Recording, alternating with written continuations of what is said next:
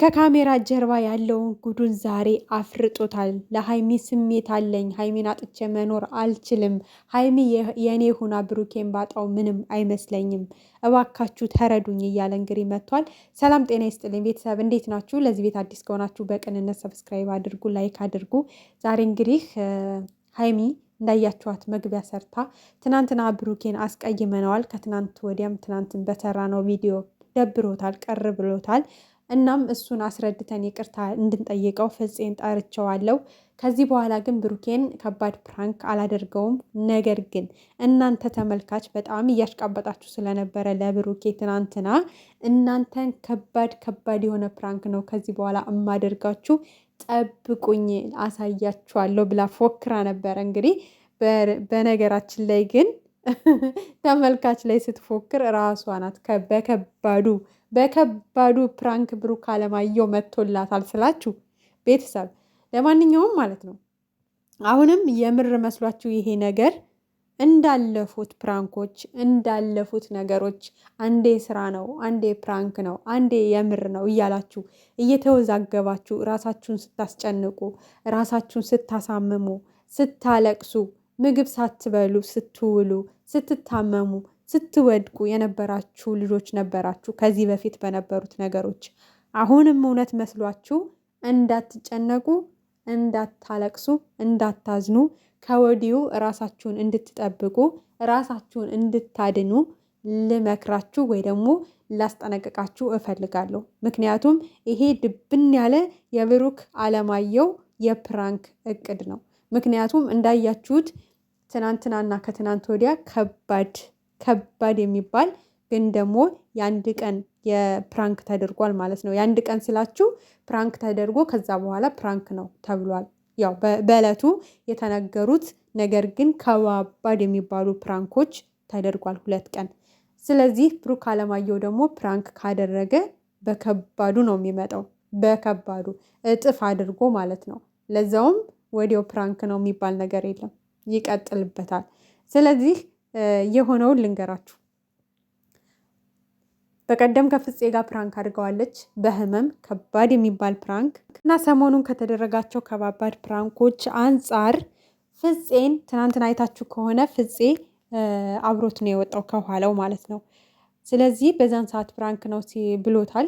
ስለዚህ ወይ ማታ ወይ ዛሬ ጧት እንግዲህ ደውሎ ፍፄን አሳምኖታል። ይህን የሚያክል ከባድ ፕራንክ ሀይሚን ተባብረሃታል፣ ስለዚህ እኔንም የመተባበር ግዴታ አለብህ፣ ትተባበረኛለህ። ከአንድም 2 ቀን በጣም ከባድ ፕራንክ አድርጋኛለች፣ እኔ ደግሞ ሀይሚን ፕራንክ ማድረግ እፈልጋለሁ፣ ስለዚህ ትተባበረኛለህ ተብሎ እንግዲህ ፍፄ ተገዶ ማለት ይቻላል ይሉንታም ያዘውም አልያዘውም፣ ግን ደግሞ ሀይሚን ስለተባበረ ይህን ፕራንክ ደግሞ ብሩኬን መተባበር ግዴታው ስለሆነ ለብሩኬ እንግዲህ ሊተባበረው ፈቃደኛ ሆኗል ማለት ነው።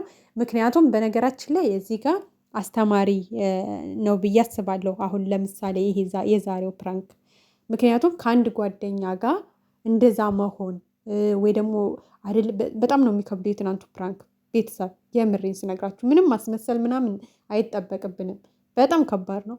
ለምሳሌ እዛ ጋር ወንድ ልጅ ነው፣ ትናንትም ብያቸዋለሁ፣ ስሜታዊ ሆኖ እዛው በቃ እፍን አድርጎ የሆነ ነገር ቢያረጋትስ?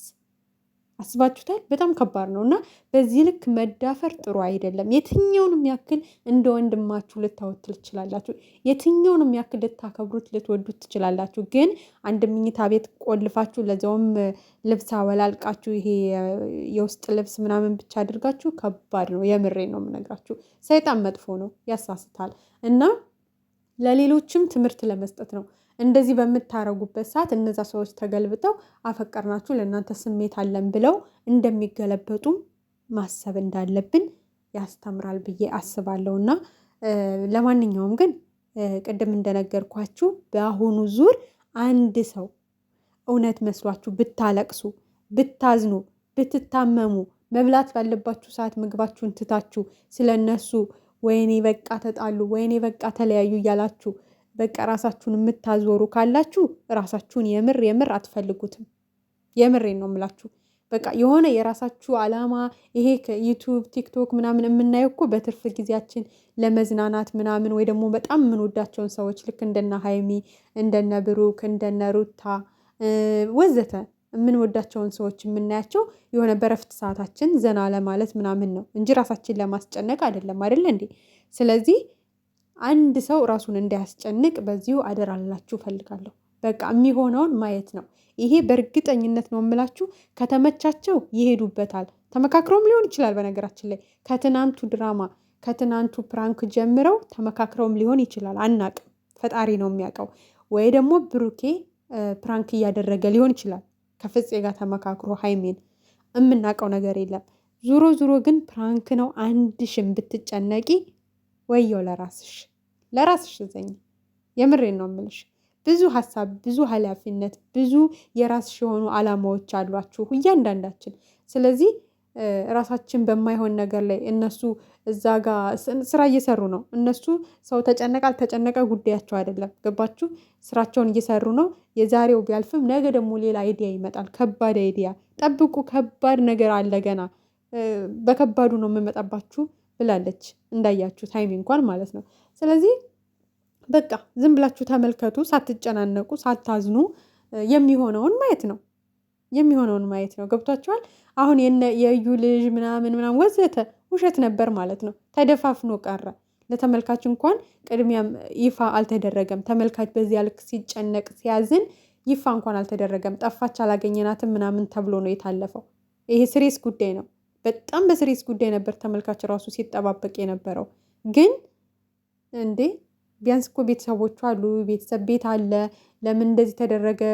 ወይም ወደ ህግ መሄድ ይቻላል ወዘተ። ተመልካችም ልክ እንደ አንድ ፋሚሊ ነው ይህንን ነገር በጉጉት እየጠበቀ ያለው።